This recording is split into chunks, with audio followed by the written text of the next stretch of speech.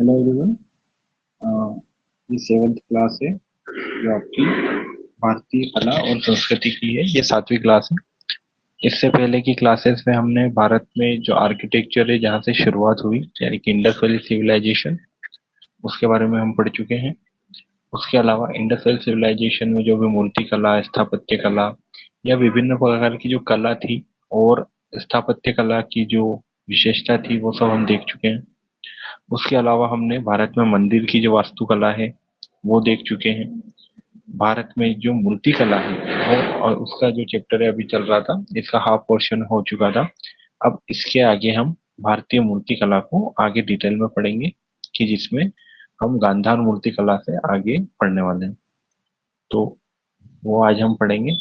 यह 7वां लेक्चर है art and architecture का। तो उसमें हम देखते हैं। मैं आपके साथ पीडीएफ शेयर कर रहा हूँ जो आर्ट एंड आर्किटेक्चर की मूर्ति कला वाली जो है वो।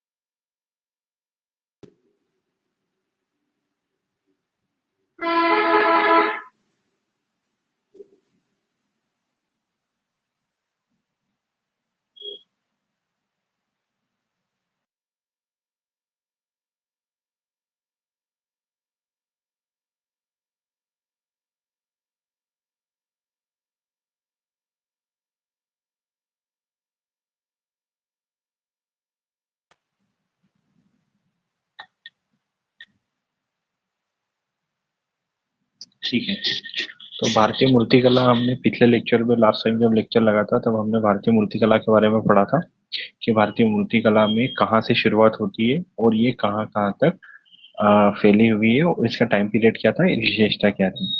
तो भारत में जो मूर्ति कला है वो सिंधु घाटी सभ्यता, जो हमारी पहली सभ्यता थी भारत में जहाँ से मानव का इतिहास शुरू होता है, वहां से ही सिंधु घाटी सभ्यता से ही शुरू हो चुकी थी मूर्तियां बनाना। और उसके बाद में धीरे धीरे क्या हुआ, इसमें डेवलपमेंट होता गया। अलग अलग टाइम पीरियड पे अलग अलग जो आपको मूर्तियां देखने को मिल जाती हैं। तो सिंधु घाटी सभ्यता में जो हमने 3 तरह की मूर्तियां देखी थी, जो एक धातु की थी, जो एक पत्थर की थी और जो एक टेराकोटा की थी। ये हमने 3 तरीके की मूर्तियां सिंधु घाटी सभ्यता में देखी थी। तो ये जैसे कि आप देख रहे हैं, ये डांसिंग गर्ल की मूर्ति है, ये कांसे की मूर्ति है। ये सिंधु घाटी सभ्यता में हमें देखने को मिलती है। इसके अलावा हमें जो आ, मोंक की मूर्ति मिलती है, यानी कि ये पत्थर वाली मूर्ति मिलती है। तो ये भी एक एग्जांपल है जो सिंधु घाटी सभ्यता में हमें देखने को मिलता है। इसके अलावा जो है हमें टेराकोटा की यानी कि मिट्टी की मूर्तियां देखने को मिली जो सिंधु घाटी सभ्यता में देखने को मिली है। ये सब पुराना है जो हम पढ़ चुके हैं, वो मैं रिवाइज करवा रहा हूँ एक बार आपको। इसके अलावा सिंधु घाटी सभ्यता से हमें मूर्तियों के अलावा जो सील मिली थी, जिसे हम मुद्रा भी बोल सकते हैं, और ये सील जो काम आती थी, पहचान के काम आती थी। इसके अलावा ये चीजों को खरीदने बेचने के लिए भी काम आती थी, जो सिंधु घाटी सभ्यता में आपको देखने को मिलेगा।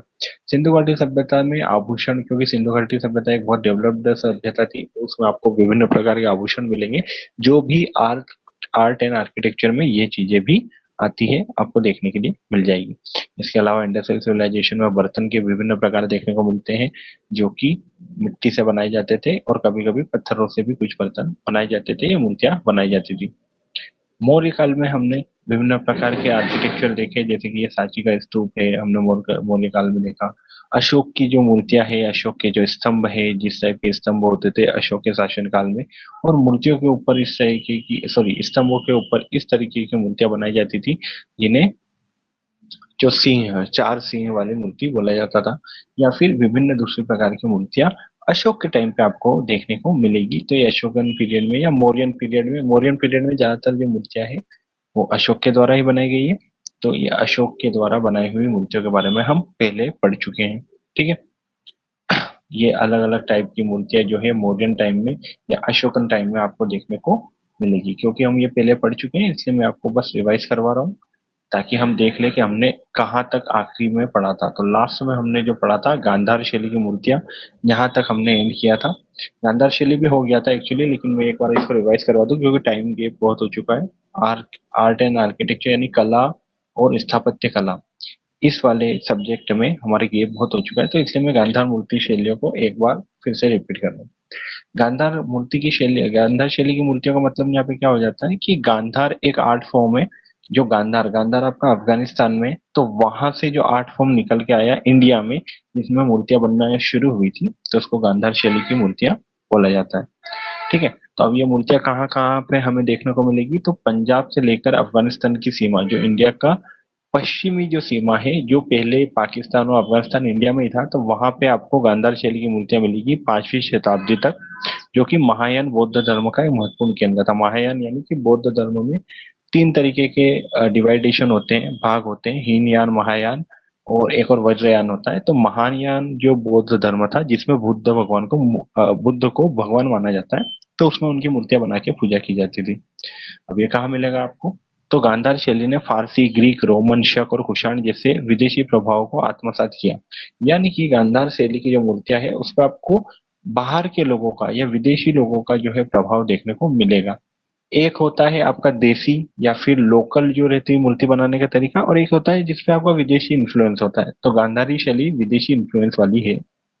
मूर्तियों के गांधार शैली को ग्रीक बौद्ध कला शैली के रूप में जाना जाता है, क्योंकि कला की ग्रीक तकनीकों को बौद्ध विषयों में लागू किया गया है। यानी कि आर्ट का जो तरीका है, मूर्तियां बनाने का तरीका है, वो तो ग्रीक है, लेकिन जो उनमें आप मूर्ति बना रहे हो वो किसकी है, बुद्ध की, भगवान बुद्ध की मूर्तियां देखने को मिलती है। ठीक है।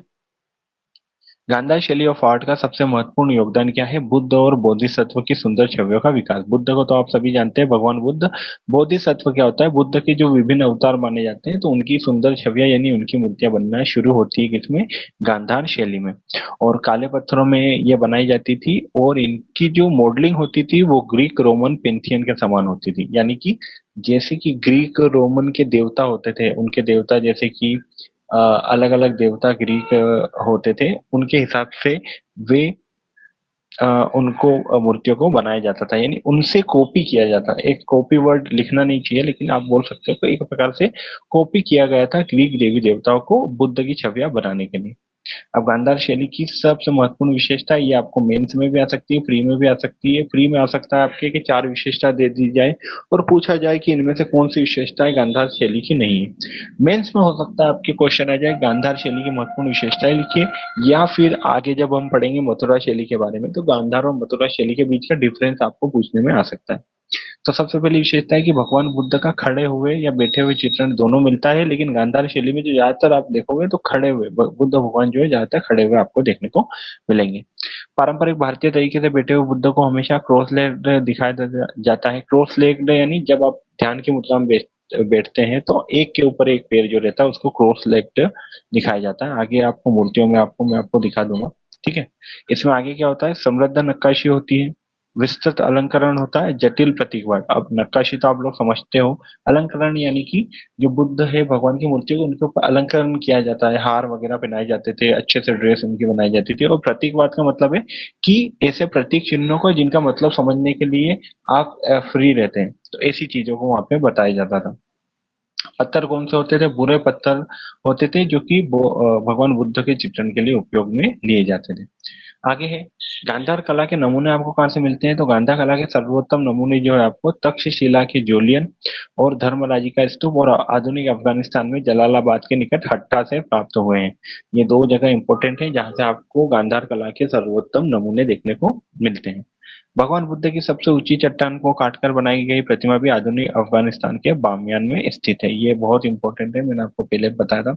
जो बामियान, बुद्धास ऑफ बामियान है, जो बामियान में जो सबसे ऊंची भगवान बुद्ध की चट्टान थी, एक ही पर्वत को काट के बनाई गई थी, वो बाद में जो है तालिबान जब वहां पे रूल आता है 2001 में, तब उन्होंने उसको डिस्ट्रॉय कर दिया था, खत्म कर दिया था। आज ये मूर्ति आपको देखने को नहीं मिलेगी, लेकिन ये बहुत ज्यादा फेमस मूर्ति थी जो कि अफगानिस्तान में थी। गांधारिन या फिर गांधारन मूर्तियां जो है मानव देवता यानी कि जो ग्रीक देवता उनके बारे में बात हो रही है। उनके लहराते बाल होते थे, सैंडल और व्यापक पर्दे के चित्रण में मजबूत ग्रीक प्रभाव दिखाती है। प्लास्टर जो आमतौर पर ग्रीक कला में देखा जाता था, गांधारन कार्य में व्यापक रूप से उपयोग किया गया है। ये सारी चीजें जो आपको ग्रीक शैली से इसको सिमिलर बनाती है, उसके बारे में बताया गया है।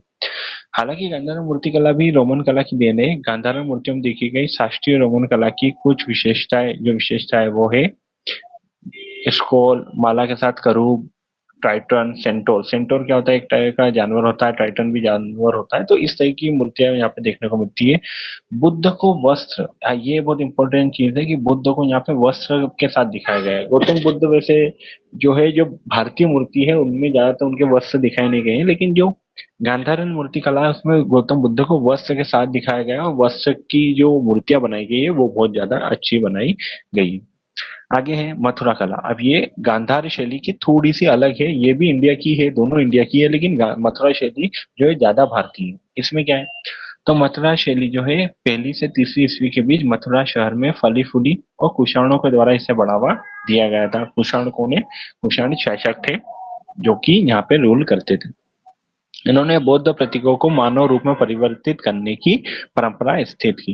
जो बौद्ध के जो प्रतीक थे उनको मानवीय रूप देकर यहाँ पर मूर्तियां बनाना शुरू की। इसकी क्या विशेषता है? इसकी विशेषता है कि सुरक्षा के लिए अपना दाहिना हाथ उठाए मजबूती से निर्मित चित्रित किया गया है। यानी इसमें बौद्ध भगवान बुद्ध जो है अभय मुद्रा में, अभय मुद्रा जिसमें वो आशीर्वाद देते हैं। ठीक है। इस कला शैली द्वारा निर्मित आकृतियों में गांधार कला की तरह मूछें और दाढ़ी नहीं होती। मूछें और दाढ़ी जो है मूर्तियों में, ये रोमन कला की देन होती है। यानी कि रोमन, ग्रीक रोमन यूनान के जो लोग हैं वो दाढ़ी और मूछ बहुत बनाते थे, लेकिन गांधार कला में आपको मूछें या दाढ़ी देखने को नहीं मिलेगी। ये एक डिफरेंस है जो गांधार और मथुरा कला में आपको देखने को मिलता है। डिफरेंस बहुत इंपॉर्टेंट है क्योंकि यही डिफरेंस आपको लिखने के लिए आएंगे। हाँ, लाल बलुआ पत्थर का उपयोग किया गया है जो कि है आपके भगवान की मूर्तियां बनाने में। जो आपकी गांधार कला शैली है उसमें काला पत्थर है, भूरा पत्थर है या सफेद है। यहाँ पे जो आप देख रहे हो कि लाल पत्थर को ज्यादा उपयोगिता दी गई है। आगे है, इसमें न केवल बुद्ध की बल्कि जैन तीर्थंकरों और हिंदू देवी देवताओं की भी सुंदर छवियां बनाई गई है। यानी कि मथुरा कला में आपको मूर्तियां जो है भारत से संबंधित ज्यादा और भारत के धर्म से संबंधित ज्यादा देखने को मिलेगी। यहाँ पे बुद्ध को दो बोधिसत्व, बोधिसत्व में बता चुका हूँ कि बुद्ध के अवतार या बुद्ध के देवताओं को बोला जाता है। तो दो बोधिसत्वों से बुद्ध को घिरा हुआ दिखाया जा सकता है। पहला है पद्म पानी ने कमल पकड़ रखा है, वज्र पानी ने वज्र पकड़ रखा है। अब वज्र भी जो है हिंदू देवी देवताओं से आप बोल सकते हैं कि ये एक प्रकार से इंस्पायर्ड है, प्रभाव से, हिंदू देवताओं के प्रभाव से वज्र पकड़े हुए बुद्ध को दिखाया गया है यहाँ पे। कला और मूर्तिकला की अमरावती शैली सातवाहन काल के दौरान विकसित हुई। अमरावती जो है ये कृष्णा नदी के तट पर स्थित है ना। अब तीसरी जो आर्ट फॉर्म है वो है अमरावती। पहली हो गई गांधार कला शैली, सेकेंड है जो है मथुरा कला शैली, और तीसरी आपकी हो गई अमरावती कला शैली। तो ये अमरावती कला शैली कहाँ पे मिलेगी आपको? सातवाहन काल के दौरान देखने को मिलेगी। और सातवाहन काल जो है आपके महाराष्ट्र, कर्नाटक और तेलंगाना वाले एरिया को सातवाहन काल का एरिया बोल सकते हैं, जहाँ पे सातवाहन राजाओं ने रूल किया था। अमरावती कृष्णा नदी के तट पर स्थित है। अब अमरावती के बारे में कि दक्षिण भारत का सबसे बड़ा बौद्ध स्तूप का स्थल है। अब अमरावती कला शैली में क्या होता है? श्रीलंका और दक्षिण पूर्व एशिया की कला पर बहुत प्रभाव था, क्या कि यहाँ से ये उत्पाद उन देशों में ले जाए जाते थे। यानी कि दक्षिण पूर्व एशिया से क्योंकि हमारा बहुत अच्छा संपर्क था, तो वहां से जो चीजें हैं, वहां से जो मूर्ति कला इंस्पायर्ड हुई, और ऐसी मूर्ति कला आपको यहाँ पे देखने को मिलेगी। अब अमरावती शैली की विशेषता क्या है? तो पारंपरिक काल में भगवान बुद्ध को स्वस्तिक चिन्ह के रूप में चित्रित किया गया है। इसे बोधि वृक्ष के नीचे स्थित सिंहासन के ऊपर गद्देदार आसन पे उकेरा गया है। देखिए, जो आपकी गांधारी कला है, गांधार कला है, उसमें भगवान बुद्ध खड़े हैं ज्यादातर। ठीक है। आपने मथुरा कला में बैठे हुए, लेकिन यहाँ पे आप देख रहे हो एक सिंहासन भी आ रहा है अमरावती कला शैली में। बाद के चरण में अमरावती कला शैली ने बुद्ध को मानव रूप में चित्रित किया। पहले आप प्रतीक के रूप में यानी कि बुद्ध की मूर्ति नहीं बनती थी, ऐसा प्रतीक जो है स्वास्तिक बना दिया जाता था और उसी को बुद्ध माना जाता था। लेकिन बाद में क्या हुआ? बुद्ध को मानव रूप में चित्रित किया गया। अमरावती की आकृतियों में पतली नीली विशेषता है और इन्हें कठिन मुद्राओं वक्रों में दर्शाया गया है, और अदृश्य अत्यधिक भीड़ भाड़ वाले। यानी बुद्ध की एक सिंगल मूर्ति नहीं बनती थी, उनके बुद्ध के साथ उनके आसपास उनके दर्शक, उनके श्रद्धालु, ये सभी की मूर्तियां भी इसमें बनती थी। और यहाँ पे संगमरमर का प्रयोग अधिक होता था जो कि है सफेद संगमरमर। ठीक है। अब यहाँ पे इनकी कुछ एग्जाम्पल है, जैसे अल्लरू में भगवान बुद्ध का है, लिंगराज पल्ली में धर्म चक्र है, बोधिसत्व में बोधिसत्व की छवियां जो अमरावती कला को और मूर्ति कला को बेहतरीन उदाहरण के रूप में दर्शाती है। तो ये सारी चीजें आपको देखने को मिलेगी अमरावती कला शैली में।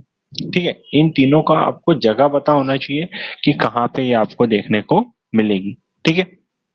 ये आपको देखो, ये आपकी गांधार मूर्तिकला का उदाहरण है। ये वाला जो है ये गांधार मूर्तिकला का उदाहरण है, जिसमें आप देख रहे हो कि बुद्ध के बाल जो है बहुत ही अच्छे तरीके से बनाए हुए हैं। साथ में जो उनकी नाक है, उनके जो चेहरा है, ये बिल्कुल यूनानी आर्किटेक्चर से प्रभावित है, यूनानी लोगों से प्रभावित है। इस वाली मूर्ति में देख रहे हो आप, ये मथुरा आर्किटेक्चर है, मथुरा कला है। इसमें आप देखो लाल पत्थर से बनी हुई मूर्तियां हैं, और इतना ज्यादा चेहरे और जो वस्त्र है, जो साज सज्जा है, उस पर ज्यादा ध्यान नहीं दिया गया, मूर्ति पे ज्यादा है। अमरावती में आप देखोगे कि इसमें बुद्ध के साथ बहुत सारे लोग भी आपको देखने को मिल रहे हैं, यानी कि सिर्फ बुद्ध की मूर्ति नहीं है, उनके साथ में ज्यादा डिटेल आपको देखने को मिलेगी। तो ये तीनों में जो है डिफरेंस है, आपको कम से कम 4 से 5 डिफरेंस तीनों में आपको पता होना चाहिए। ये आपको हेल्प करेंगे आंसर राइटिंग में, साथ में प्रीलिम्स में, क्योंकि प्रीलिम्स में डायरेक्ट क्वेश्चन नहीं आता, प्रीलिम्स में आपको स्टेटमेंट के साथ क्वेश्चन आते हैं, तो उसमें आपको बहुत ज्यादा हेल्प हो जाएगी। आगे बढ़ते हैं। गुप्तकालीन मूर्तिकला, क्योंकि मौर्य के बाद आपको गुप्तकालीन आता है, जो बड़ा एम्पायर था, तो उस समय में बहुत सारी मूर्तिकला के बारे में आपको उदाहरण मिल जाएंगे, उसके बारे में देखते हैं। तो गुप्तकालीन मूर्तिकला जो है अमरावती और मथुरा के मूर्तिकला विद्यालयों का तार्किक परिणाम है। यानी कि आपको अमरावती की मूर्तिकला का प्रभाव भी देखने को मिलेगा यहाँ पे, और मथुरा की मूर्तिकला का प्रभाव भी देखने को मिलेगा। कहाँ से? आपको गुप्तकालीन मूर्तिकला से। समय के साथ जो है भरहुत, अमरावती, सांची, मथुरा की कला और भी करीब आती गई, और एक साथ में पिघल गई मतलब, यानी कि ये सारी मिल गई। हर मूर्ति में आपको अलग अलग इन सभी कलाओं का आपको योग देखने को मिल जाएगा, क्योंकि जैसे जैसे चीजें पास में आ जाती है, वैसे वैसे वो एक साथ मिक्स होने लग जाती है। अब छवि के रूप में ली गई मानव आकृति गुप्तकालीन मूर्तिकला की धुरी है। सौंदर्य का नया सिद्धांत विकसित हुआ यहाँ पे। गुप्तकालीन मूर्ति का नरम और लचीला शरीर अपनी चिकनी बनावट के साथ साथ स्वतंत्र और आसान गति की सुविधा प्रदान करता है। अब यहाँ पे चेहरे से ज्यादा जो है शरीर, पूरे शरीर पे ज्यादा ध्यान दिया जाने लगा, और लचीला शरीर यानी कि वक्र यानी कर्व के साथ आपको शरीर देखने को मिलेंगे जो मूर्ति बनाई है। एक ये जो बहुत इंपॉर्टेंट विशेषता है कि पारदर्शी चिपकने वाला पर्दा इस युग का चलन बन गया। हालांकि सचेतन नैतिक भावनाओं द्वारा कामुक प्रभाव को नियंत्रित किया गया और गुप्त मूर्तिकला से नग्नता को समाप्त कर दिया गया। इसका सीधा सा मतलब ये कि ऐसी मूर्ति बनाई जाती थी तो उनपे ऐसा लगता था, विशेषता ऐसी लगती थी कि जो मूर्ति है उसके ऊपर कोई कपड़ा है, लेकिन वो भी आपको पत्थर से बनाया जाता था। ऐसा रियल पर्दा नहीं होता था, वो आपको पत्थर से ऐसा प्रभाव उत्पन्न किया जाता था कि पर्दा पहन रखा है या कपड़े पहन रखे। ये आप मूर्ति देखोगे तभी आप ये समझ पाओगे, ऐसे समझाना बहुत मुश्किल है। आगे, बुद्ध के चारों ओर प्रभाव मंडल को जटिल रूप से दर्शाया गया है। प्रभाव मंडल क्या होता है कि जो बुद्ध के पीछे जो चक्र रहता है उसको ज्यादा अच्छे से यहाँ पे दर्शाने की कोशिश की गई। मथुरा से प्राप्त बुद्ध की भव्य लाल बलुआ पत्थर की छवि गुप्त कारीगर का बड़ा उदाहरण है। 5वीं शताब्दी ईस्वी पूर्व की है ये, और इसमें बुद्ध को अपने दाहिने हाथ से अभय मुद्रा में खड़े होकर जो है सुरक्षा का आश्वासन देते हुए और बाएं हाथ से परिधान की सीमा को पकड़े हुए दिखाया गया है। इट मीन्स कि इसमें बहुत ज्यादा डिटेलिंग की गई, इस टाइम पे डिटेलिंग बढ़ गई थी और बुद्ध के प्रभाव मंडल को भी बढ़ा दिया गया था। तो ये गुप्त काल की आपको एक विशेषता देखने को मिल रही है कि मूर्ति कला में क्या चेंजेस आए, यानी कि सारी मूर्ति कला की जो शैलियां है वो आपको एक साथ मिल चुकी है, प्लस यहाँ पे प्रभाव मंडल बना बढ़ा दिया गया है, और जो महीन पारदर्शी कपड़े का इफेक्ट है वो भी बढ़ा दिया गया है।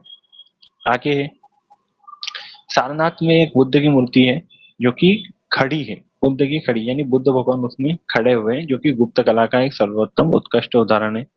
और यहाँ पे आपको दाहिना हाथ देखने को मिलेगा जो कि सुरक्षा का आश्वासन, जो अभय मुद्रा जो रहती है बुद्ध की, वो आपको इसमें देखने को मिलेगी। ठीक है, तो ये यहाँ पे, अब इसमें मैं इसको डिटेल में नहीं पढ़ रहा हूँ, ये डिटेल आप पढ़ लेना, पीडीएफ आपको अवेलेबल हो जाएगी। जो इम्पोर्टेंट है वो है कि यहाँ पे बुद्ध भगवान को यहाँ पे उनका प्रभाव जो है बढ़ाया हुआ देखने को मिलेगा, जो कि आपको गुप्त काल में देखने को मिल जाएगा।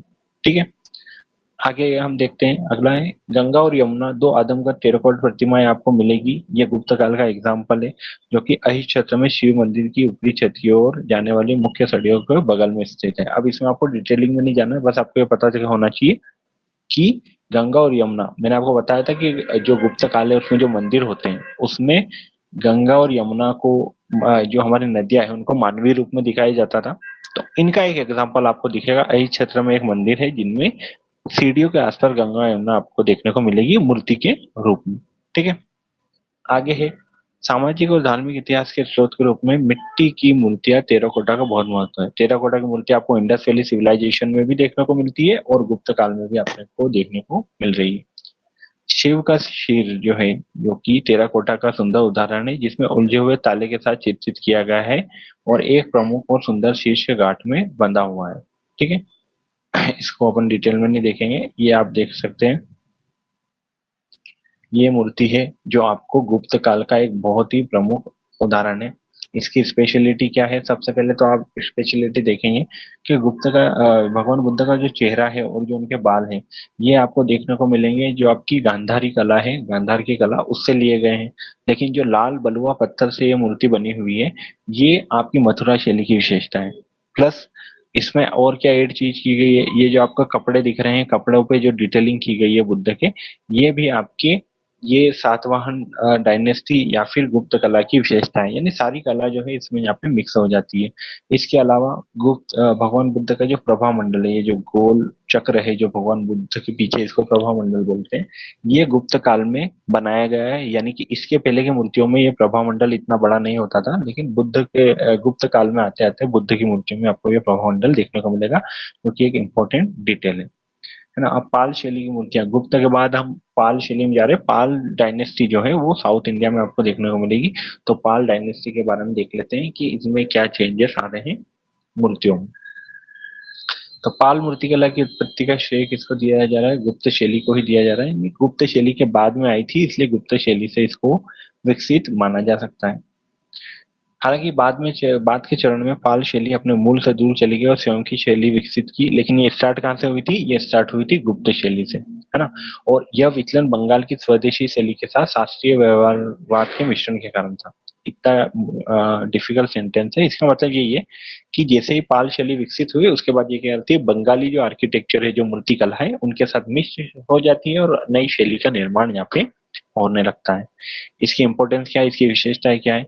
इसमें साज सज्जा अलंकरण को अधिक महत्व दिया जाने लगा, चेहरे और अधिक निखुले हो गए, और कुछ को छोड़कर 11वीं 12वीं शताब्दी की अधिकांश जो मूर्तियां हैं, पाल मूर्तियां रूढ़िबद्ध हैं। यानी कि इसमें चेहरे के डिटेल पे ज्यादा ध्यान दिया जाने लगा, और अलंकरण यानी मूर्तियों को सजाने पे, उनको नक्काशी करने पे भी बहुत अधिक ज्यादा ध्यान देने लिया जाने लगा।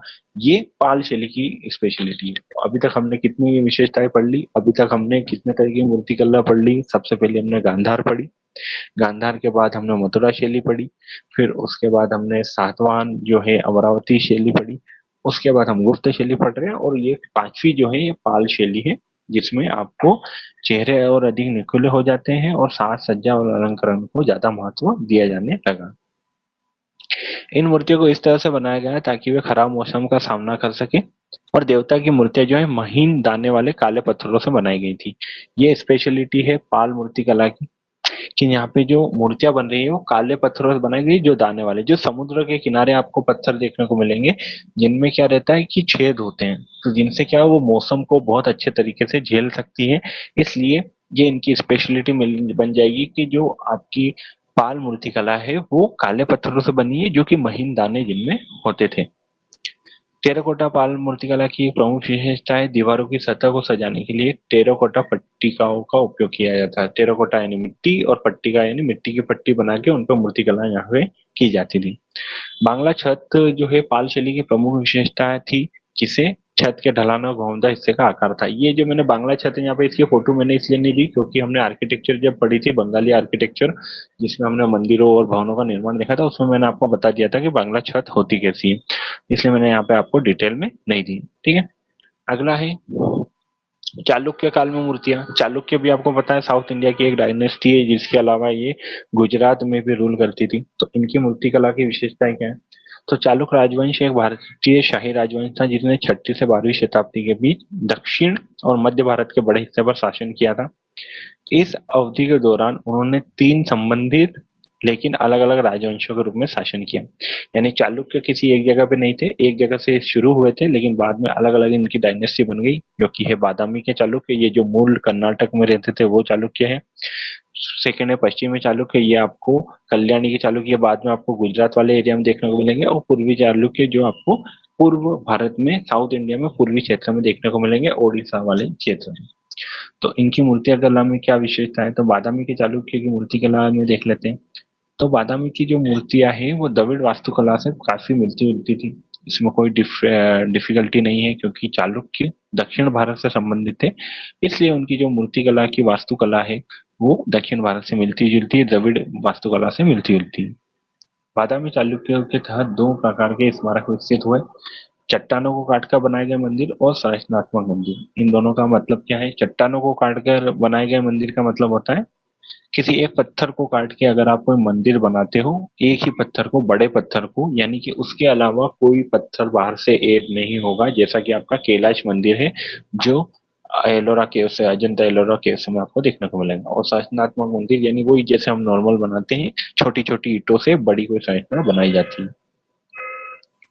बादामी चालुक्य मूर्तिकला की विशेषताओं में जटिल पत्थर की कलाकृतियां और उत्कृष्ट मूर्तियां शामिल है, यानी कि इसमें जटिल पत्थर की भी कलाकृतियां मिलती है और यहाँ पे और उत्कृष्ट मूर्तियां भी देखने को मिलती है। निर्माण सामग्री के रूप में सोप स्टोन का व्यापक रूप से उपयोग किया गया है। अब सोप स्टोन क्या है? एक तरह का पत्थर है, ये आपको पता होना चाहिए। बादामी चालुक्य सोप स्टोन का यूज करते थे। स्तंभ युक्त हॉल, स्तंभ युक्त बरामदे और गर्भगृह बादामी चालुक्य के मुख्य वास्तुशिल्प तत्व है। इसमें कुछ समझाने जैसा नहीं है, ये आपको लर्न करना पड़ेगा। आगे है, अब हम मूर्तिकला पे आते हैं। जो मूर्तिकला हमारे लिए जो टॉपिक है उसके लिए इम्पोर्टेंट है। मूर्तिकला की बादामी चालुक्य शैली वास्तुकला और मूर्तिकला की द्रविड़ और नागर शैलियों का एक शानदार मिश्रण है। जैसे हमने देखा था कि गांधार और मथुरा कली का मथुरा जो शैली है, इन दोनों शैलियों का मिश्रण था अमरावती कला। ठीक ऐसे ही द्रविड़ और नागर शैलियों का मिश्रण आपको देखने को मिलेगा चालुक्य मूर्तिकला। बादामी गुफा मंदिर मूर्तिकला की संलयन श्रेणी के उत्कृष्ट उदाहरण में से है। संलयन श्रेणी मतलब जो द्रविड़ और नागर दोनों शैलियों से मिलकर बनती है, जैसे कि चालुक्य मूर्तिकला। पट्टकल के मंदिर जिनमें से 6 द्रविड़ वास्तुकला का दावा करते हैं, बादामी चालुक्य मूर्तियों के आकर्षक उदाहरण हैं। इनमें आपको क्या याद रखना है मूर्तिकला के बारे में, कि मूर्तिकला का नाम क्या है, वो कहाँ पे उसके एग्जाम्पल आपको देखने को मिलेंगे, और उस मूर्तिकला की विशेषताएं क्या है। बादामी चालुक्यों की मूर्तियां जो है काफी प्रसिद्ध है, और इनमें संगमेश्वर, संगमेश्वर जो कि महाराष्ट्र में आपको देखने को मिलेगा, संगमेश्वर मंदिर के परिसर के अंदर देखी गई मूर्तियां, एहोल, बादामी और पद्दकल में स्थित अनगिनत अन्य मूर्तियां भी शामिल है। ज्यादातर जो चालुक्य मूर्ति कला है वो आपको महाराष्ट्र में ही देखने को मिलेगी। महाकुटेश्वर मंदिर, पापनाथ मंदिर, गलकनाथ मंदिर, काशी विश्वनाथ मंदिर, मल्लिकार्जुन मंदिर जो सभी पटक्कल में है, लाड़खान मंदिर और एहोल में दुर्गा मंदिर, भूतनाथ मंदिर आदि असंख्य मंदिरों में से जो विभिन्न कलात्मक मूर्ति और वास्तुशिल्प चमत्कारों से सजाए गए। ये इस टाइप की मूर्तियां जो है आपको चालू के टाइम देखने को मिलेगी। इसकी विशेषता क्या है इस मूर्ति की, कि देखिए ये एक तो आप देखोगे कि जो गांधार शैली जिसमें खड़े हुए बुद्ध की मूर्ति बनती थी, और मथुरा शैली में बैठे हुए बुद्ध की मूर्ति बनती थी, दोनों सिंपल होती थी। यहाँ पे आप देखो कि बुद्ध बैठे हुए, लेकिन उनकी मुद्रा जो है वो क्रॉस लेग्ड नहीं है, यानी एक के ऊपर एक पैर नहीं है, ये मुद्रा अलग है। साथ में बुद्ध के पीछे आप शेषनाग को देखोगे, यानी नाग बना रखा है, और उनकी जो गद्दी है वो भी अलग है। ये आपको नॉर्थ एंड साउथ यानी कि गांधारी और जो आपकी द्रविड़ और नागर शैली को मिला के बनाई हुई विशेषता है, और ये चालुक्य मूर्तिकला की विशेष विशेषता है। साथ में आपको पत्थर देखोगे आप, ये जो है ये काला पत्थर आपको देखने को मिलेगा, जो कि चालुक्य मूर्तिकला में आपको देखने को मिलेगा। ठीक है, ये जो है लॉर्ड विष्णु आपको शेषनाग पे देखने को मिलेंगे। फिर है पश्चिमी चालुक्य की मूर्तियां। पश्चिमी चालुक्य मूर्तियां द्रविड़ वास्तुकला और मूर्ति शैली का अनुसरण करती है। ये भी द्रविड़ वास्तुकला से ही देखने को मिलेगी, क्योंकि जो आपकी चालुक्य है वो द्रविड़ या फिर साउथ से संबंधित है। पश्चिमी चालुक्य मूर्तियों की मुख्य विशेषता क्या है? इसमें जटिल और विस्तृत पत्थर की कलाकृतियां शामिल है। पत्थरों पर देवी देवताओं की सुंदर छवि तो उकेरी गई है, लेकिन मंडप, विमान, गोपुरम मूर्तियों के विभिन्न प्रकार के पैटर्न प्रदर्शित करते हैं। ठीक है, अब मंडप, विमान और गोपुरम ये आपको जो है मंदिर आर्किटेक्चर में आपको देखने को मिलते हैं, लेकिन यहाँ पे आपको मूर्ति कला में भी देखने को मिल रहे हैं। इसमें चालुक्य मूर्ति कला में ये एक इम्पोर्टेंट पॉइंट टू नोट है कि मंडप, विमान और गोपुरम आपको द्रविड़ मंदिर आर्किटेक्चर में मिलते हैं, लेकिन चालुक्य मूर्ति कला में भी आपको देखने को मिल रहे हैं। आगे है, ये मंदिर शानदार पश्चिमी चालुक्य मूर्तिकला की गवाही देते हैं। डोडा बसप्पा मंदिर, कल्लेश्वर मंदिर और मल्लिकार्जुन मंदिर, अमृतेश्वर मंदिर, सिद्धेश्वर मंदिर आदि मूर्तियों के उदाहरण है जो पश्चिमी चालुक्य शासकों के शासनकाल के दौरान प्रचलित थे। पश्चिमी चालुक्यों के शासनकाल में विकसित 3 प्रकार की मूर्तियां हैं, जो कि है आकृति मूर्तिकला, देवता मूर्तिकला और लघु टावरों की मूर्तिकला, जो उस युग के विभिन्न शानदार मंदिरों से संबंधित है। ये आप देख रहे हो, इसमें जो अलंकरण है वो बहुत ही ज्यादा आपको देखने को मिलेगा मूर्तिकला में। अब यहाँ पे मूर्ति तो है, साथ में आप उसके आसपास की मूर्तिकला में जो पत्थर है उनमें भी कलाकृति देखने को देख सकते हो। ये त्रिपुंतकेश्वर मंदिर की मूर्तियां हैं, जिनका एग्जाम्पल यहाँ पे दिया गया है। आगे है पूर्वी चालुक्य मूर्तियां। इन्हें वेंगी के चालुक्य भी कहा जाता है। यह राजवंश जो है 7वीं से 12वीं शताब्दी तक भारत के दक्षिण भारत में कुछ हिस्सों पर शासन इसने किया था, और उसमें भी पूर्वी हिस्से पे। आगे है पूर्वी चालुक्यों ने पल्लव और चालुक्य परंपरा को अनुसरण करते हुए वास्तुकला की अपनी स्वतंत्र शैली विकसित की, जो कि पंचराम श्राइन या विशेष रूप से दक्षाराम मंदिर और बिक्कावोलु मंदिरों में दिखाई देती है। इतना डिटेल में आपको याद नहीं करना है, बस आपको बता देना चाहिए कि पूर्वी चालुक्यों ने किन परंपराओं का अनुसरण किया, पल्लव और चालुक्य परंपराओं का। बिक्कावोलु के गोलिंगेश्वर मंदिर में अर्धनारीश्वर शिव, विष्णु, अग्नि, चामुंडी और सूर्य जैसे देवताओं की कुछ संबद्ध नक्काशीदार मूर्तियां आपको देखने को मिल जाएगी। बस इतना ज्यादा डिटेल में नहीं पढ़ना है इसको। आगे देखते हैं हम राष्ट्रकूट मूर्तियां। राष्ट्रकूट मूर्तियां जो है जैसे सातवाहन था, ऐसे ही राष्ट्रकूट वंश भी जो है आपको महाराष्ट्र में देखने को मिलेगा। ये उत्तर और दक्षिण भारत को मिलाने वाली एक जगह है, मतलब यहाँ से उत्तर और दक्षिण भारत की दोनों की मूर्तिकला और मंदिर वास्तुकला की शैली आपको देखने को मिल जाएगी। राष्ट्रकूट एक शाही राजवंश था जिसने 6वीं से 10वीं शताब्दी के बीच भारतीय उपमहाद्वीप के एक बड़े हिस्से पर शासन किया था। 6वीं से 10वीं शताब्दी यानी ये वो टाइम था जब मध्यकाल का टाइम था, जिस समय उत्तर भारत में कोई एक मजबूत शासन नहीं था। दिल्ली और उसके आसपास में अनेक छोटे छोटे शासन आपको देखने को मिलेंगे, इसलिए ही साउथ के कुछ डायनेस्टी ने महाराष्ट्र तक शासन किया था, और इसी समय उन्होंने मूर्तियां बहुत सारी बनाई थी।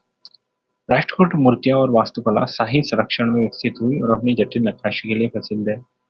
राष्ट्रकूट मूर्तिकला महाराष्ट्र के एलोरा और एलिफेंटा की चट्टानों को काटकर बनाए गए गुफा मंदिरों में परिलक्षित होती है। सातवाहन मूर्तिकला भी आपको यहाँ पे देखने को मिलेगी, राष्ट्रकूट भी आपको यहीं पे देखने को मिलेगी, क्योंकि अलग अलग डायनेस्टी के टाइम पे अलग अलग टाइप की मूर्तियां एक ही जगह पे देखने को मिल सकती है। ये गुफाएं जो है विभिन्न धार्मिक आस्थाओं से संबंधित थी, बौद्ध, जैन, हिंदू। एलिफेंटा की गुफाएं महादेव की 3 मुख वाली विशेष प्रतिमा के लिए जानी जाती है, जो कि मैं आपको आगे बताऊंगा कि 3 मुख वाली विशेष प्रतिमा बनी है, और ये राष्ट्रकूट शासनकाल के दौरान बनी है। परमेश्वर मंदिर और ब्रह्मेश्वर मंदिर जैसे कई मंदिरों की दीवारों पर पौराणिक कथाओं और महाकाव्य की घटनाओं की दर्शाती हुई मूर्तियां उकेरी गई है। राष्ट्रकूट मूर्तियों की मुख्य विशेषताओं में से एक विविधता है जो देखने वालों को दिखाई देती है। उनकी मूर्तियां भारत की धार्मिक एकता की गवाही देती है। विविधता मतलब विविधता यही है कि यहाँ पे अलग अलग धर्मों से जुड़े हुए मूर्तियां आपको देखने को मिलेगी। क्वेश्चन आया कि राष्ट्रकूट की जो मूर्तियां है, राष्ट्रकूट डायनेस्टी से संबंधित जो मूर्तियां है, किस धर्म के बारे में बताती है, तो वो हिंदू के बारे में भी बताती है, वो बौद्ध धर्म के बारे में बताती है, और जैन धर्म के बारे में भी बताती है। ये जो कैलाश मंदिर है वो एलोरा आपको देखने को मिलेगा, एक ही चट्टान को काट के बनाया हुआ ये मूर्तिकला का स्पष्ट उदाहरण है, जो कि राष्ट्रकूट मूर्तिकला का उदाहरण है। ठीक है। होयसल मूर्तिकला। होयसल साम्राज्य एक प्रमुख दक्षिण भारतीय कन्नडिका कन्नडिका यानी कि जो कर्नाटक में स्थित हो, जो कन्नड़ लैंग्वेज से रिलेटेड हो, वैसा साम्राज्य था। इन्होंने 10वीं से 14वीं शताब्दी के बीच कर्नाटक के अधिकांश आधुनिक राज्य पर शासन किया था। होयसल साम्राज्य पश्चिमी चालुक्यों के पहले था और उसके बाद विजयनगर साम्राज्य आया, यानी कि पहले पश्चिमी चालुक्य रूल करते थे इस एरिया पे, उसके बाद होयसल साम्राज्य था, उसके बाद विजयनगर साम्राज्य जो कि 1336 में आया। यानी 1336 के पहले विजयनगर साम्राज्य की जगह पर होयसल साम्राज्य था। वास्तुकला के होयसल शैली को अक्सर द्रविड़ और इंडो आर्यन रूपों के बीच एक मिश्रण के रूप में जाना जाता है, यानी वही नागर और जो आपकी द्रविड़ शैली है उनके बीच एक मिश्रण। आप ये जो महाराष्ट्र और कर्नाटक वाला एरिया है, यहाँ पे आपको हमेशा एक मिश्रण देखने को मिलेगा। इन मंदिरों पर घने पत्तों वाली मूर्तियों भी मौजूद है। मंडपों की छतें विपुल मूर्तियों से डिजाइन की गई है और विशाल प्रवेश द्वारों को अच्छी तरह से नक्काशीदार मूर्तियों से सजाया गया है। यानी कि मूर्तियां तो बन रही है, लेकिन सिर्फ स्वतंत्र मूर्तियां नहीं बन रही है, मंडप की छतों पे बन रही है, प्रवेश द्वारों पे बन रही है, दीवारों पे बन रही है, स्तंभों पे बन रही है, अलग अलग टाइप की मूर्तियां बन रही है। जैसे कि बेल्लूर, हलेबीडु, सोमनाथपुरा, डोड्डा गुंडावली के मंदिर होयसला मूर्तिकला के उदाहरणों में से एक है ना। होयसला मूर्तिकला की अन्य विशेषता है कि ये मूर्तियां कामुकता है, मंदिर की दीवारों के कोने और आले कामुकता विषयों से भरे हुए हैं। जैसे आपकी जो खजुराहो के मंदिर है जिसमें कामसूत्र से संबंधित चित्र है, वैसे आपको होयसल मूर्ति का नाम देखने को मिलेगा। एक ये मूर्ति कला आप देख रहे हो, शेर है, इंसान है, इस टाइप की मूर्तियां आपको होयसल मूर्ति कला में देखने को मिल जाएगी, जो कि होयसल मूर्ति कला का उदाहरण है। उसके बाद आता है हमारा फेवरेट विजयनगर साम्राज्य। विजयनगर साम्राज्य जो 1336 में शुरू होता है, ठीक है। विजयनगर साम्राज्य दक्षिण भारत में दक्कन प्रदेश क्षेत्र में स्थित था, है ना। 13वीं शताब्दी के अंत तक साम्राज्य प्रमुखता से उभर गया।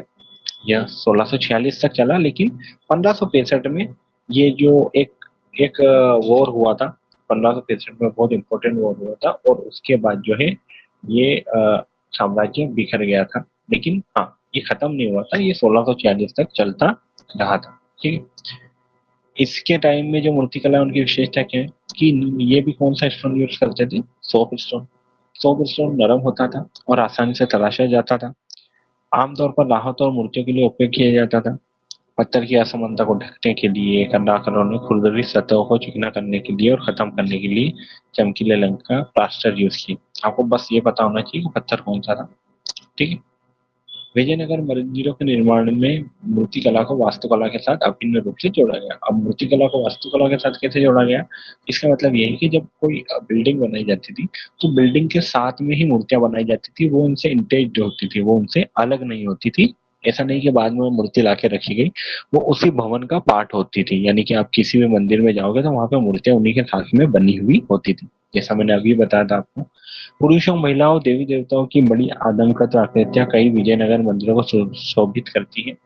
मंदिर को स्तंभ पर अक्सर घोड़ों और हिंदू पुरानी कथाओं के तत्वों की नक्काशियां देखने को आपको मिल जाएगी। विजयनगर शैली का एक अन्य तत्व है हम्पी में सविगा कालू गणेश और कदले कालू गणेश जैसी बड़ी अखंड मूर्तियों को नक्काशी में प्रतिष्ठित करना है। मतलब ये एग्जाम्पल है विजयनगर शैली का। अगर विजयनगर शैली का एम्पायर आ रहा है, अगर एग्जाम्पल लिखना है आपको, तो हम्पी में जितने भी आर्किटेक्चर है वो ज्यादातर विजयनगर आर्किटेक्चर से संबंधित है। ये आपको गणेश जी की मूर्ति देखने को मिलेगी इस फोटो में। ये हम्पी या विजयनगर में आपको देखने को मिल जाएगी। हम्पी जो कि एक वर्ल्ड हेरिटेज साइट है, और हमारे नोट पे भी आपको देखने को मिल जाएगी। फिर आता है चोल साम्राज्य की मूर्तियां। चोल साम्राज्य एक तमिल राजवंश था जिसने 13वीं शताब्दी तक मुख्य रूप से दक्षिण भारत में शासन किया। अच्छा, इस समय पे एक इम्पोर्टेंट चीज ये भी हो सकती है कि सर जो ज्यादातर आपकी मूर्तियां देखने को मिलती है वो आपको साउथ इंडिया में देखने को मिल रही है। हमें नॉर्थ इंडिया में इस टाइम पे मूर्तियां क्यों देखने को नहीं मिल रही? क्योंकि नॉर्थ इंडिया में इस समय जो 7वीं से 8वीं शताब्दी के बाद से जो है मध्यकाल तक या मुगल काल तक आपको इस्लामिक शासन देखने को मिलेगा। पहले आपके जो गुलाम वंश था, उसके बाद सल्तनत काल था, उसके बाद अलग अलग वंश आए, फिर मुगल काल आ गया। तो उस समय वहां पे ना तो इतने ज्यादा मंदिरों का निर्माण हुआ, ना ही मूर्तियों का निर्माण हुआ। तो इसलिए हम ज्यादातर जो मूर्तियों के बारे में पढ़ रहे हैं वो आपको साउथ इंडिया के बारे में ज्यादा पढ़ना पड़ रहा है। तो चोल साम्राज्य एक तमिल राजवंश था जिसने 13वीं शताब्दी तक मुख्य रूप से दक्षिण भारत पर शासन किया, और दक्षिण भारत में भी मुख्य रूप से तमिलनाडु में इन्होंने शासन किया था। चोल मूर्तियां जो है दक्षिण भारत में मंदिर की दीवारों को सुशोभित करती थी। इनमें से अधिकतर जो है मंदिर या तो भगवान शिव को या विष्णु को समर्पित थे। आज भी आप इन मंदिरों को देख सकते हैं। आप जब जाएंगे वहां पे तो आपको विभिन्न प्रकार के मंदिरों में मूर्तियों के अलंकरण देखने को मिलेंगे, जो कि नॉर्थ इंडिया में या उत्तर भारत में आपको देखने को नहीं मिलेंगे। प्रारंभिक चोल मूर्तियों की एक महत्वपूर्ण विशेषता यह थी कि उनमें विशालता गायब थी, यानी कि ज्यादा विशाल नहीं होती थी, मूर्तियां छोटी होती थी लेकिन बहुत अच्छी बनी हुई होती थी। चोल मंदिर में पाए जाने वाला मुख्य वास्तुशिल्प तत्व है गर्भगृह, विमान और परिक्रमा गलियारे। यहाँ पे मूर्तिकला की बात नहीं हो रही, यहाँ पे वास्तुकला की बात हो रही है। यानी कि मंदिरों में सबसे ज्यादा आर्किटेक्चर जो वास्तुकला में जो कौन सी चीजें बनती थी, तो मंदिर के गर्भगृह, विमान यानी कि उनके शिखर, और परिक्रमा के गलियारे। इसके अलावा आप देख सकते हो तो जो उनके गेट होते थे वो सबसे ज्यादा बढ़ते थे, बनाए जाते थे, जिन्हें गोपुरम बोला जाता था। इस टाइप से आपके गेट रहते थे मंदिरों को एंटर करने। तो ये वास्तुकला में सबसे ज्यादा आपको देखने को मिलेगा। आगे क्या है कि राजा राज्य चोल ने चोल मूर्तियों और वास्तुकला को बहुत बढ़ावा दिया था और इस काल के जो प्रमुख मंदिर है वो है तंजौर में बृहदेश्वर मंदिर, वास्तुकला और मूर्तिकला के लिए फेमस है। गंगाईकोंड चोलपुरम में मूर्तिकला, वहां पे भी एक मंदिर है, बृहदेश्वर मंदिर, दोनों जगह है और वहां पे भी शिव मंदिर मूर्तिकला आपको चोल मूर्तिकला की एक स्पष्ट उदाहरण देखने को मिलेगा। अब विशेषताएं क्या थी चोल मूर्तिकला की? चोल मूर्तियों में विशेषता यह थी कि मूर्तियां जो है सूक्ष्मता से बनाई जाती है, डिटेल बहुत ज्यादा होती थी, विशाल नहीं होती थी लेकिन डिटेलिंग होती थी। देवी देवताओं को सामान्य छवियों के अलावा पत्तेदार मूर्तियां, छिद्रित खिड़कियां, जानवरों की छवियां, ये भी आपको स्पष्ट रूप से देखने को मिल जाएगी। मंदिर की मूर्तियों के अलावा कांस्य से मूर्तियां भी चोल राजाओं, जो आप कांस्य से मूर्तियां ज्यादातर देखते हो ना, वो आपको कहाँ पे मिलेंगे? चोल राजाओं के टाइम में मिलेगी, यानी कांस्य से बनी हुई भगवान की मूर्ति। नॉर्थ इंडिया में ज्यादातर जो मूर्तियां है वो पत्थर से बनी हुई है, लेकिन साउथ इंडिया में चोल साम्राज्य के दौरान आपको कांसे की या विभिन्न धातुओं की मूर्तियां देखने को मिलेगी। जैसे कि कांसे की चोल मूर्तिकला में सबसे अच्छा उदाहरण जो भगवान नटराज है, भगवान शिव का जो नृत्य करते हुए नृत्य मुद्रा में जो मूर्ति बनाई हुई है उसे नटराज मुर्गा बोलते हैं। तो वो भी चोल साम्राज्य में सबसे फेमस जो है उनकी मूर्ति लगा क्या उदाहरण है। आज भी आप देखने जाओगे तो नॉर्थ इंडिया में कहीं भी आपको नटराज की मूर्ति देखने को नहीं मिलेगी, लेकिन साउथ इंडिया में लगभग हर मंदिर में, जहाँ भी शिव मंदिर है वहाँ पे आपको नटराज की कोई ना कोई मूर्ति देखने को मिल जाएगी। पारंपरिक भारतीय ग्रंथों में तांडव नृत्य, जो नटराज की मूर्ति वो नृत्य करती है, और नृत्य कौन सा करती है? वो तांडव नृत्य करती है ना। ऋग्वेद में वर्णित ब्रह्मांडीय नृत्य, ब्रह्मांड के क्षेत्र के मंच पर गणों का निर्णय, ये आपको बस नटराज मूर्ति के बारे में बातें कर रहे हैं, ये उसके बारे में डिटेल दी गई है, ये मैं नहीं पढ़ रहा हूँ, ये इम्पोर्टेंट नहीं है आपके लिए इतना। लेकिन आपको पता होना चाहिए नटराज की मूर्ति जो है किस साम्राज्य की सबसे इम्पोर्टेंट मूर्ति है, तो वो है चोल साम्राज्य की सबसे इम्पोर्टेंट मूर्ति। ठीक है, आगे हम देखते हैं। तांडव नृत्य का एक और शानदार उदाहरण महाभारत में वर्णित है, जिसमें कृष्ण ने कालिया नाग को यमुना नदी में वश में किया था। ठीक है, इस टाइप से आप देख सकते हैं कि ये एक और उदाहरण देखने को मिलेगा। ये गंगाईकोंड चोलापुरम में जो चोल साम्राज्य है उसमें मूर्ति बनी हुई जो भगवान शिव की है। ठीक है, अर्धनारीश्वर शिव है, यानी कि इसमें आधा भाग जो है भगवान का शिव भगवान का, और आधा जो माता पार्वती का है, जिसे अर्धनारीश्वर रूप कहा जाता है। तो ये आपको गंगाईकोंड चोलापुरम में देखने को मिलेगा, जो कि चोल मूर्तिकला का एक बहुत अच्छा उदाहरण है। अगले आपकी जो मूर्तिकला में आपकी जो अगला टॉपिक है वो है पल्लव साम्राज्य की मूर्तियां। तो पल्लव राजवंश दक्षिण भारत में एक अन्य दक्षिणी राजवंश था, जो कि कब से कब तक? ये चोलों के पहले, यानी चोल साम्राज्य, अभी हमने जितने साम्राज्य पढ़े, चोल, चालुक्य, सातवां राष्ट्रकूट, उनके पहले के ये आपको राजवंश था पल्लव राजवंश, जो कि 275 ईस्वी से 897 ईस्वी तक अस्तित्व में था। दक्षिण भारत के एक बहुत बड़े हिस्से पे इसने शासन किया था, लेकिन सातवें वंश के पतन के बाद उन्हें प्रमुखता मिली थी। इनकी पल्लव सामंत के रूप में सेवा करते थे, सातवाहन के सामंत होते थे। अब इनमें विशेषता क्या है कि पत्थर की मूर्तियां दक्षिण भारतीय मंदिरों की प्रमुख विशेषताएं थी। तेजी से नवीन रॉक वास्तुकला और मूर्तियों की प्रतिस्थापना की गई है। पल्लव मूर्तियों में जटिल नक्काशी आपको देखने को मिलेगी, जिनमें विशाल प्रतिमाएं बनाई जाती थी, जो कि हिंदू देवी देवताओं को मंदिर में समर्पित की जा सके। और ये किन टॉपिक पर बनाते थे मूर्तियां? हिंदू महाकाव्य के आधार पर, जैसे कांचीपुरम में कैलाशनाथ मंदिर की जो मूर्तियां है, या फिर महाबलीपुरम में मंदिर कला के उदाहरण। महाबलीपुरम कहाँ पे है? तमिलनाडु में एक फेमस जगह है, जहाँ पे 5 से 6 रथ मंदिर है, जो कि पांडव रथ मंदिर, द्रौपदी रथ मंदिर वहाँ पे फेमस है। तो वहाँ पे आपको पल्लव वास्तुकला के उदाहरण मिलेंगे। पल्लव कांस्य मूर्तियां अधिकतर 600 से 850 ईस्वी तक निर्मित की गई, जो कि आकार में छोटी थी। पल्लवों ने शिव प्रतिमा विज्ञान का विकास किया, वे कट्टर शिव थे और मंदिर परिसर में शिव के विभिन्न रूपों को समर्पित करते थे। क्वेश्चन आ सकता है कि पल्लव जो साम्राज्य के लोग थे वो किस भगवान की मूर्ति कला को ज्यादा बनाते थे, यानी किस भगवान से संबंधित मूर्तियां ज्यादा बनाते थे? वो शिव भगवान से संबंधित ज्यादा मूर्तियां बनाई जाती थी उनके टाइम।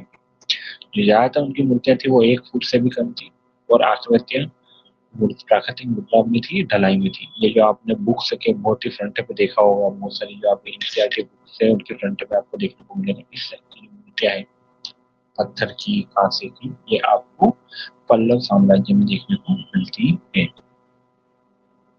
अब मध्यकालीन भारतीय मूर्ति, मध्यकालीन, देखिए मध्यकालीन यही कि जो उत्तर भारत में जो मूर्तियां हैं उनमें आपको मूर्तियां देखने को वैसे तो कम ही मिलेगी, और ज्यादातर जो भी मिलेगी वो इमारतों में देखने को मिलेंगी, क्योंकि इस्लामिक शासन काल के दौरान मंदिर तो ज्यादा बनते नहीं थे, तो मंदिरों की मूर्तिकला वैसे भी विकसित नहीं होगी और मस्जिदों में वैसे भी मूर्तियां होती नहीं। इस समय हम देखते हैं कि इस्लामिक शासन काल में मध्यकालीन भारत में कौन सी मूर्तियां आपको इंडिया में देखने को मिली। मुस्लिम राजवंश सबसे पहले 13वीं शताब्दी में गुलाम वंश के साथ अस्तित्व में आया। उसके बाद अनेक राजवंशों का उदय हुआ, जिनमें है खिलजी, तुगलक, सैयद, लोधी। इन्होंने दिल्ली सल्तनत के रूप में संयुक्त रूप से जाना जाता है। इन साम्राज्यों द्वारा निर्मित स्मारक है, वहां पे मूर्ति आपको देखने को मिलेगी, यानी कि स्मारक में मूर्तियां देखने को मिलेगी, स्वतंत्र रूप से कोई मूर्ति आपको देखने को नहीं मिलेगी। इन्होंने क्षेत्रीय मूर्तिकला के साथ में मिला दिया, इस प्रकार इंडो इस्लामिक वास्तुकला विकसित हुई। इंडो का मतलब जो भारतीय मूर्तिकला है, जो कि मथुरा थी, मथुरा मूर्तिकला या गांधार मूर्तिकला, फिर पल्लव मूर्तिकला, और इस्लामिक वास्तुकला जो थी उसके साथ मिक्स होकर इंडो इस्लामिक वास्तुकला यहाँ पे विकसित होती है। सल्तनत वास्तुकला के मुख्य रूप से दो प्रमुख विशेषताओं को प्रस्तुत करने में महत्वपूर्ण भूमिका निभाई। अब वास्तुकला है यहाँ पे, है ना, यहाँ पे मूर्तिकला नहीं देखने को मिल रही, आपको वास्तुकला देखने को मिल रही है। ये पहले मैं डिटेल में पढ़ा चुका हूँ वास्तुकला के बारे में, लेकिन यहाँ पे हम एक बार देख रहे हैं कि यहाँ पे गुंबद और नुकीले मेहराब आपको देखने को मिलेंगे, जो कि वास्तुकला के उदाहरण है। हिंदू और इस्लाम वास्तुकला के मिश्रण की एक नई विशेषता की शुरुआत के साथ दिल्ली सल्तनत की मूर्तिकला में एक नया प्रयोग शुरू हुआ। नए नए कॉन्सेप्ट आए।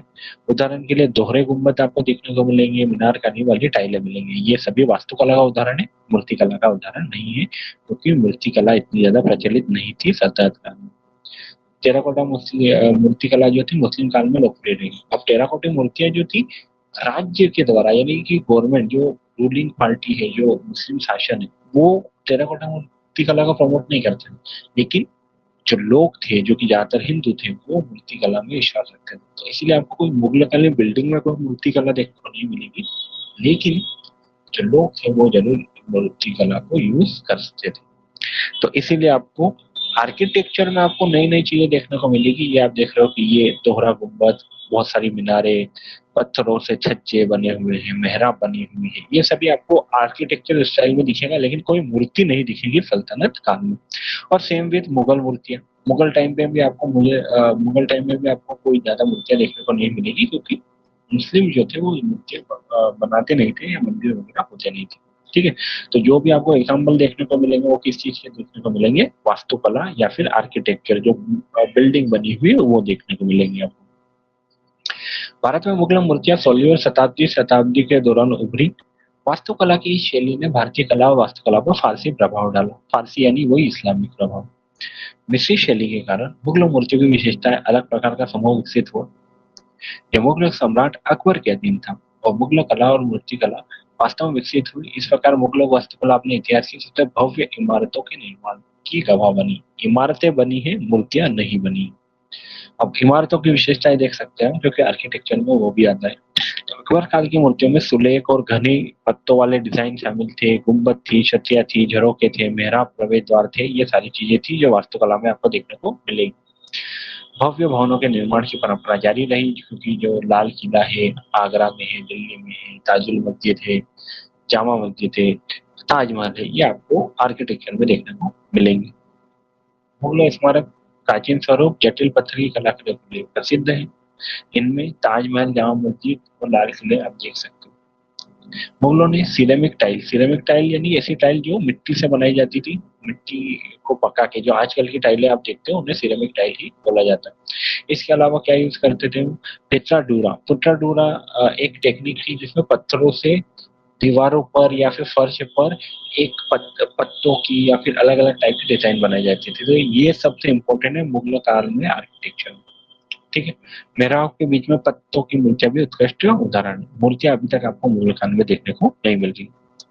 फूलों के उतले राह चित्र से लेकर जटिल खेत, संगमरमर, स्क्रीन, जालिस के नाम से, अब ऐसी मूर्ति, ऐसी आपको पत्थर की दीवारें होती थी जिनमें पत्थरों से ही ऐसे जाली टाइप स्ट्रक्चर बनाए जाते थे, जिन्हें जालिस के नाम से जाना जाता था। तो ये मुगल काल की विशेषताएं आपको देखने को मिलती है। आगे है नक्काशीदार मुगल पत्थर की मूर्तियों के साथ शाहजहां के शासनकाल में मुगल वास्तुकला और मूर्तियां अपने चरम पर पहुंच गई। फिर से मूर्तियां हटा रहा हूँ, वास्तुकला चरम पर पहुंची, क्योंकि मूर्तियां ज्यादा इन्होंने बनाई नहीं थी। मुगल कालीन वास्तुकला में राजपूत मूर्तिकला जो है वो ये शासन की मूर्तिकला को प्रभावित करने में सफल रहे। किस टाइप की आपको टेक्निक देखने को मिलती है? देखिए, सबसे पहला जो भी वास्तुकला है इसमें पत्थर की दीवार के ऊपर आपको अलग अलग टाइप की उभरी हुई डिजाइन देखने को यहाँ पे मिल रही है। सेकेंड, ये जो आपको रंग बिरंगे पत्थर देखने को मिल रहे हैं, ये कोई टाइल नहीं है बड़ी, ये कोई बड़ी टाइल नहीं है, ये इसमें पत्थरों में छोटे छोटे पत्थर लगा के पितरा द्वारा के रूप में एक टेक्निक होती है जिसमें पत्थरों को पत्थरों से चिपकाया जाता है अलग अलग रंग के, ये यहाँ पे यूज की गई है मुगल काल में। थर्ड, ये एक बड़ा सा पत्थर था जिसमें छोटे छोटे महीन छेद किए गए हैं और एक जाली जैसी संरचना बनाई गई। आजकल जैसे जालियां नहीं होती थी उस समय, तो इस तरीके से एक ही पत्थर को काट के बारीक तरीके से महीन जालियां बनाई गई। तो ये मुगल आर्किटेक्चर में आपको मिल जाएगा, ये जाली का काम आपको देखने को यहाँ पे मिल रहा है। सारी जो मैंने विशेषताएं बताई थी वो आपको देखने को मिल रहा है।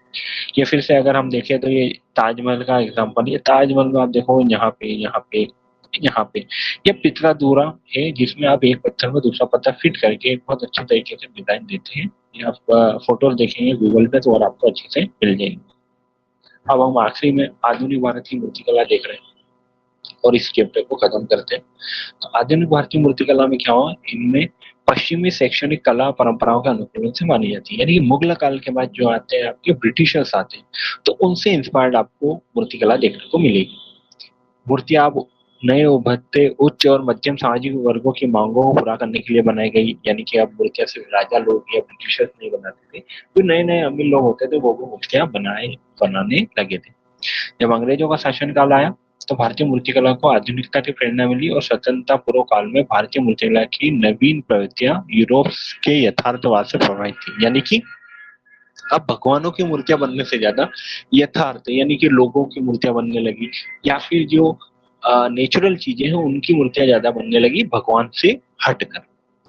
यूरोपीय मूर्तियों के आगमन और कला विद्यालयों की स्थापना के साथ भारत में मूर्तिकला को एक नई दिशा दी। इसके परिणाम स्वरूप इंडो यूरोपियन शैली का निर्माण हुआ जिसमें मूर्तिकला मुहावरे में भारतीय विषयों से निपटना, यानी भारतीयों के संबंधित विषयों से मूर्तिकला बनने लगी और यूरोपियन शैली को अपनाते हुए भारतीय विषय में मूर्तियां बन रही है। यानी कि बनाने का तरीका तो यूरोपियन है लेकिन जो सब्जेक्ट होगा, जिस चीज की मूर्ति बन रही है वो भारतीय होगा। आधुनिक मूर्तिकला में डीपी रॉय चौधरी, फणींद्रनाथ बोस, बीपी करमकर, राम किंजल पेज जैसे कलाकार शामिल हैं। आपको ये नाम याद नहीं रखने, बस आपको पता होना चाहिए कि मूर्ति कला कैसी बनती थी ब्रिटिश काल में। ये जैसे श्रम की विजय चेन्नई, ये एक ब्रिटिश आर्किटेक्चर का उदाहरण है। अब आप इसमें देख रहे हो इंटरेस्टिंग क्या है कि यहाँ पे भगवान की मूर्तियां अब इतनी नहीं बन रही है। मंदिरों में जो मूर्तियां बन रही है वो तो बन रही है, लेकिन जो फेमस मूर्तियां है वो लोगों से जुड़ी हुई है, यथार्थवाद से प्रेरित है, रियल है, रियलिस्टिक है, ना कि फिक्शन। यहाँ पे आप एक देखोगे राम किंजर बेज की एक मूर्ति है। इस टाइप से मूर्तियां बनी हुई यथार्थ विषयों को लेकर, दैनिक जीवन की चीजों को लेकर मूर्तियां बन रही है। ठीक है, तो ये यहाँ पे आपका जो है ये चैप्टर मूर्तिकला वाला जो है पूरा यहाँ पे खत्म हो जाता है। इसमें जो भी डाउट रहेंगे आपको कल में एक और क्लास मूर्तिकला के आगे जो सब्जेक्ट है हमारा चित्रकला, चित्रकला से संबंधित हम उसमें बात करेंगे। अगर यहाँ पे आपका कोई डाउट रह जाता है तो वो आप कल उसको मुझसे पूछ सकते हो। ठीक है, thank you all of you, keep learning.